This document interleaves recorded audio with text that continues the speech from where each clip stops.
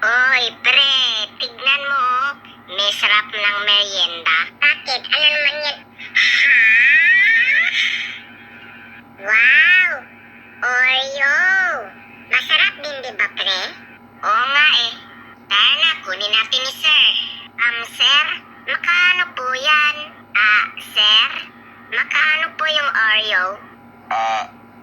Teka lang. Kunin ako lahat. Mga bata, bakit andyan dito sa loob? Magbibili kami. May problema ka ba? Ay, hindi po.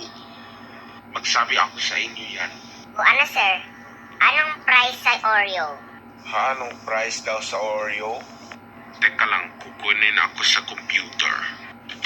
Anong daw ang price sa Oreo?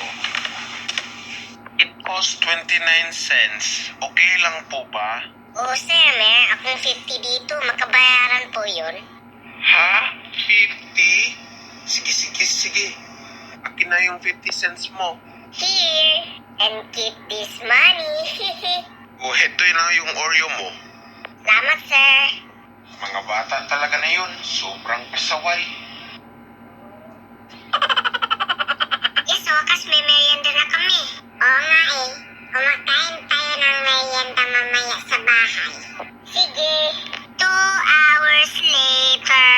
Hello guys, magandang araw. Ako pala si Garcia at yung mga kaibigan ko na si Tak na naman.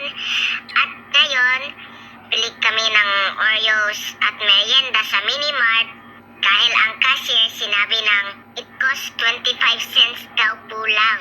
Pero hatagin ko siya ng 50. Buti na lang may extra 50 cents ako sa bulsa oh.